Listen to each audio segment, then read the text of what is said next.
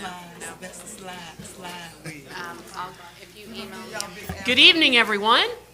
We are here for the workshop session of the Mayor and City Council of the City of College Park. I'm Mayor Bianca Motley Broom. We have a full quorum present with council members McKenzie, Karn, Arnold, and Gay. So we will get started here at 6:02 p.m. Madam Clerk. First agenda item on the workshop is presentation on electric residential rates by Power Department Director Hugh Richardson. Good evening, Mr. Richardson. Good evening, Mayor and Council. I am back one more year after starting this plan in 2022 to give you an update on our residential rates. This is our fourth year and our fourth year for recommendation of a change. The next page shows our strategic connection to this plan under local economy and growth for maintaining structures for rates and in keeping with the price points surrounding communities. In this case, it's a price points around the entire state. Next page shows what, if you go to the Public Service Commission webpage to look up the survey for residential rates, this is what you see. You can select the year, the season, and the kilowatt hours to compare to the other 93 power companies. Next page shows our comparison on the current published rate. The top half is the summer survey and the bottom half is the winter survey. Let's just look at the 1,000 kilowatt hour level on the column. For the summer, we're ranked 89th out of 94, where 94 is the lowest. We're 18% below average, 37% below Georgia Power. In the winter, we're ranked 92nd, 23% below average, 30% below Georgia Power. And these are before tonight's recommended adjustment. Next page shows our senior rate. Now, the senior rate is not included in the survey, but I thought I would show you how the senior rate compares to the lowest in the survey in under 1,000 kilowatt hours again. The lowest rate in the state, $94. Our senior rate is $98.10, and after tonight's adjustment, they'll go to $93.60. Winter survey, $98.50 for the lowest. Senior rate is already lower than that, $89.10. So our seniors are getting a very good break. Next page shows the Southeast comparison year-round. I think this is the first time I've shown this. And this is the winter-summer average. Our cost is $114 a month. Georgia is $144. South Carolina, $147. Florida, $153. And U.S. average, $176. I know when people get their bills on the hot summer and winter, I think it's high. But I think the state of Georgia has a pretty good group of power companies that have good rates. Next page shows our power department's plan. So in July 2023, we reduced the summer rates by 7.7%, and then 2024, another decrease of all the rates, of all the residential rates, year-round 6.1%. Then last July, 8.1%, and I'm recommending tonight another 4.4%. So the average savings from all these adjustments per month is around $33 average per customer. Next page is I want to introduce a new rate, a veteran rate. So this would be veterans under age 65 will receive the same as our senior rate, which saves about $21 a month. And veterans 65 and older will receive an additional half-cent per kilowatt hour reduction because probably a lot of the veterans are already on the regular senior rate, so this will give them a little bump of about 5.3%. Next page shows the qualifications for veteran rate. Honorable discharge veteran of the U.S. Armed Forces or surviving spouse of a veteran. Resident of the city, utility account in their name, and the most important is this Defense Department Form 214 that they have to apply in person with credentials to get on this rate. These new rates will begin with July billing if you approve it, and if you would please, because I just got the request today from PSC for the new survey, so I can put those numbers on there tomorrow. That's all. Thank you, Mr. Richardson. We'll start with Councilmember McKenzie. I don't have any questions. I'm excited. I've already expressed this in some of my blogs. Being able to reduce this rate and still be able to transfer a considerable amount to our general fund and to take care of our obligations. Thank you for putting this together, and thank you for putting our residents first. Councilmember Karn. All right, thank you, Hugh. Looks good. I know we talked a few months back about something for veterans, Yep. and I asked you to see if you could come up with something for us, so I wanted to make sure that it was something that was effective. And let me ask you this. So with the survey comparisons, the first summer and winter surveys, so which of the columns, the kilowatt columns, do most of our residential customers lay in? Is it the 1,000? It's 1,000. 1,000 is the closest to our average. So that's over 50% of the residences that are safe bet? Yeah, Okay, so that's the main column, the kind of right. summer and winter kilowatt hours that they're using? Okay. All right, looks good. Councilmember Arnold? No questions, but a comment, which is thank you. Oh, you're welcome. Thank you for the hard work. Thank you for the presentation.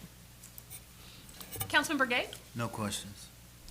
Mr. Richardson, you said at the beginning that this was something that your department has enacted since 2022, correct? That's right.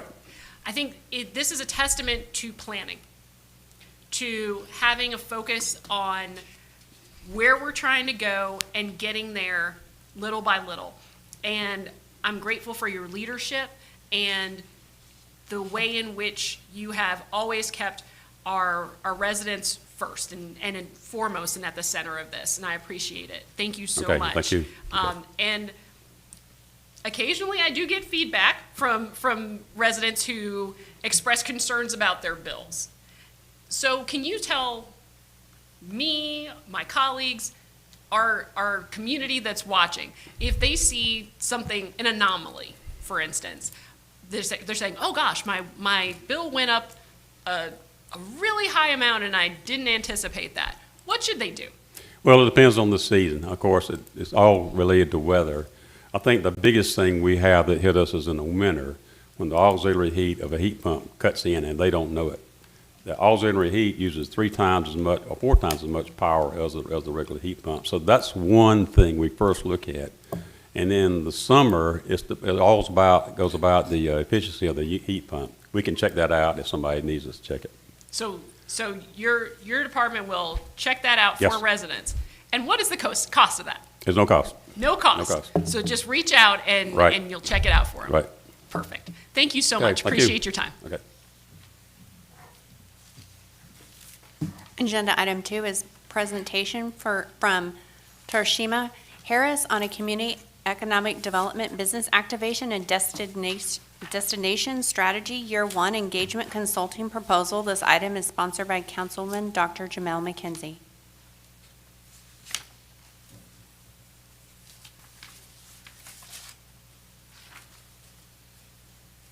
Good evening, everyone. Good evening. Mayor, council, and our distinguished guests of the community. My name is Tarshima Harris. Can you make sure that the microphone is, yep. So the stenographer can hear. Sure, no problem. Good evening, everyone. My name is Tarshima Harris. Can you all hear me okay now? Yes, ma'am. All right, great. Thank you. I wanted to present this proposal to you guys. I am a licensed real estate broker by trade, an independent consultant, and a member of the College Park community. Before I tell you what I'm proposing, I want to tell you why it matters and why it matters to me. I've been a collaborator with the City of Atlanta's Planning and Development Department, brought in repeatedly to bridge the gap between the city resources and the community, business owners, investors, developers, everyday residents who have no idea what is available to them or how they would access it. I've also worked with investors at every level, including international investors bringing capital into this market. I know how they operate, I know how they move, and what communities need to do to protect themselves while still attracting the right kind of growth. I'm not new to this. The City of Atlanta has continuously brought me back, not only because they had to, because the community responded. People showed up, businesses moved, investors engaged, and I have the proof to show that. So here's what I know from that experience. The City of Atlanta is one of the largest cities in the South with a full economic development staff. Still, they had a gap, and that's where I come in. I know what the city offered and what the community could access, and they needed someone on the ground, face-to-face, marketing and making sure those connections happen. So now let's talk about the city of College Park. You guys are doing a tremendous job. You all have a leaner staff managing more per person in a community that deserves the same level of access and attention. If Atlanta needed my services that bridge the gap with their staff and with all they have, College Park can surely use it. So I'm going to go in to tell you a little bit I know about the city's plan. I know before I tell you proposing, I want to tell you what I've already reviewed. I reviewed the comprehensive plan of the 2021 plan that was adopted by the council, which identified the business districts as a top goal. It also flagged small business support as a confirmed gap, and it also called out the city's housing imbalance as a priority. Those are not my observations. Those are the city's. I have also know that you all have recently awarded in January of this year a contract to update that plan because the work is not finished. You're in the middle of writing that plan, and I'm here to make sure that the current gaps do not go under addressed while the plan is being written. As for what I know for the city, as I said, I'm a resident of the city. I'm watching continuously the growth and development of the community, so I'm not here to discredit what you all have already done. I want to speak directly to something that I know is on the council's mind, and I want to address it head on. Your economic development team does important work: business recruitment, site development, institutional relationships, managing city-owned land, and coordinating with major partners. That's a full plate. What's not on the plate and cannot be, given that everything else that they carry, is running community workshops, doing one-on-one business funding navigation, hosting homeownership education sessions for seniors, producing corridor activation events, and building a business inventory from the ground up. I want to make myself clear, I am not here to do their job. I'm here to do the job that falls between the desks and the community's front door. That's where I stand. And I want to address one more thing directly. My proposal references the DMO alignment because destination marketing and economic development are parallel. They work in sync. And that's where the real gap is, regardless of which organization holds that contract. My work is not tied to any DMO decision. I work with whomever is in the seat to make sure that College Park history and story is being told and its businesses are ready to benefit from it. What I want to speak about is the wealth in the community, especially with me being a broker. I am seeing the numbers, statistics, and I know that it's a direct correlation of some of those gaps. Approximately 78% of our occupied housing in the units in College Park are renter occupied. Only about 22% of the residents own the home they live in. And a growing portion of that rental stock is being absorbed by outside investors.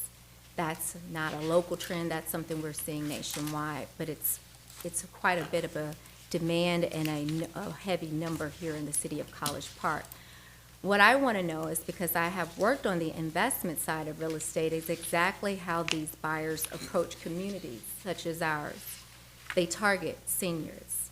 They use language designed in their contracts to create urgency. They present contracts that are difficult to understand. And when a longtime College Park homeowner sells without guidance, that family's generational wealth often leaves the community and it never returns. The programs that are here already exist between Georgia Dream, Fulton County Neighborhood Stabilization Program, HUD-approved counseling, but what does not exist is a trusted local guide connecting residents to those programs before an investor ever knocks on their door. So my goal is simple: keep the wealth in College Park and in the hands of the community who's built it. So here are my 3 things on year 1 that are measurable. My proposal covers 4 lanes of work over 12 months. Those priorities are: priority number 1, a business resource and funding concierge, a dedicated navigator connecting College Park small business to the grants, incentives, and technical resources that already exist that most business owners do not have time to find on their own. The TAD funds the physical infrastructure of the city. I bring in the people who will use it. I've seen this and I know this firsthand. I am a resident of the community. I'm a business owner in the community. I patronize in this community, and I've also sat and spoken with the business owners that are in the community, being one myself. Number two, the Black Business Excellence Initiative, a structured program giving Black-owned and minority businesses the tools to grow the capital, access, and brand development, financial readiness, and long-term strategy. An economic investment and cultural one. It gives College Park a story worth telling and a community worth visiting. Number three, which is I'm most excited about, is a homeownership and community belonging strategy connecting our seniors, long-term residents, and working families to the programs that already exist so they can stay, build equity, and put their roots down here in the College Park, city of College Park. What that would look like is bringing in not only the programs that you all already have in place, but additional resources to target helping our community and our seniors to bridge those gaps.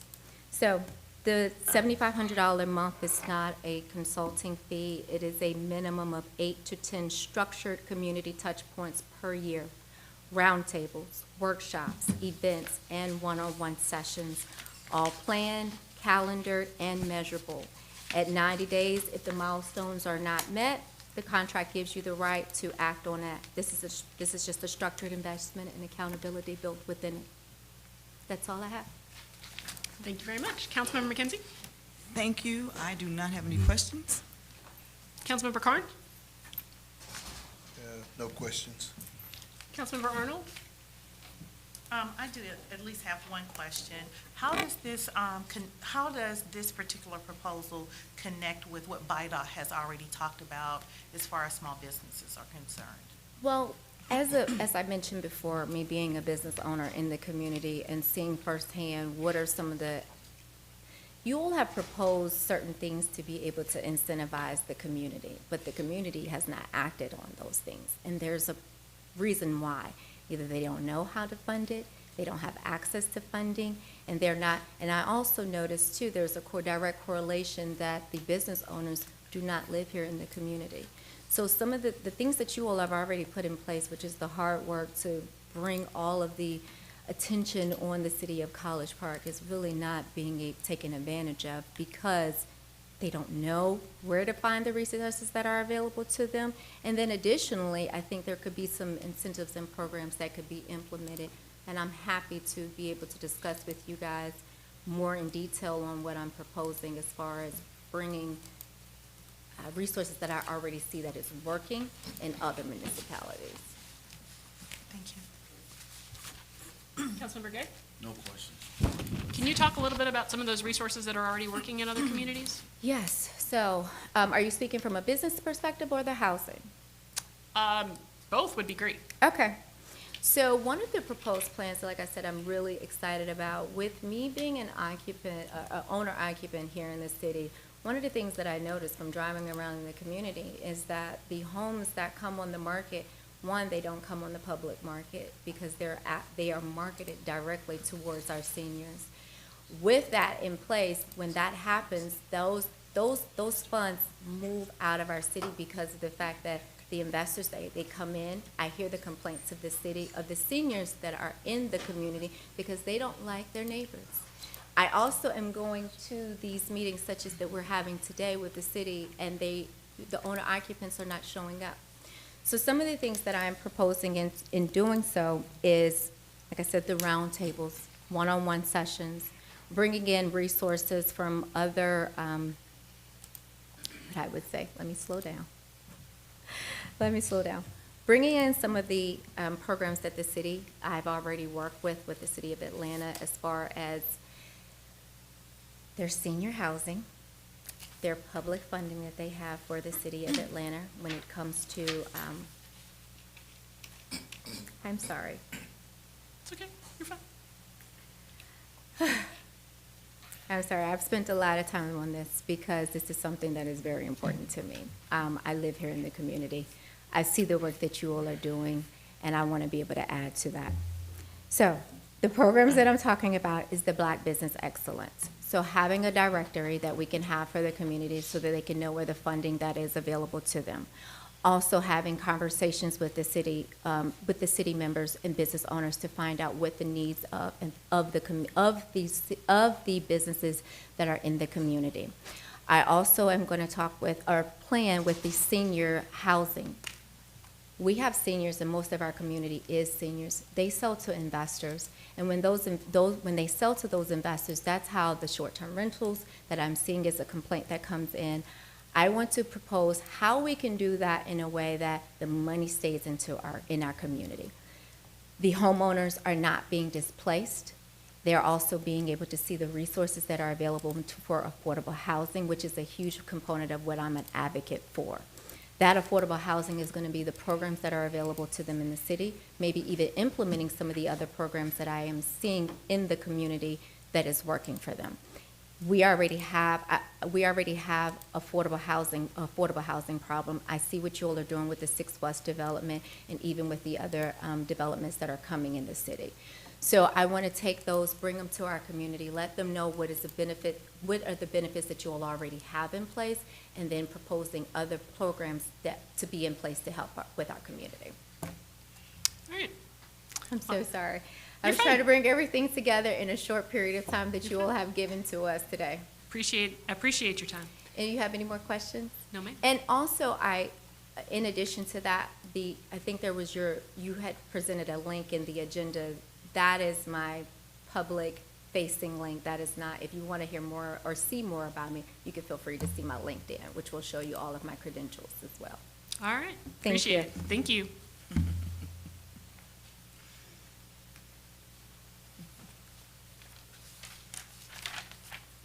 That is all for the workshop agenda. All righty. We will see everybody back here at 7:30. Thank you so much.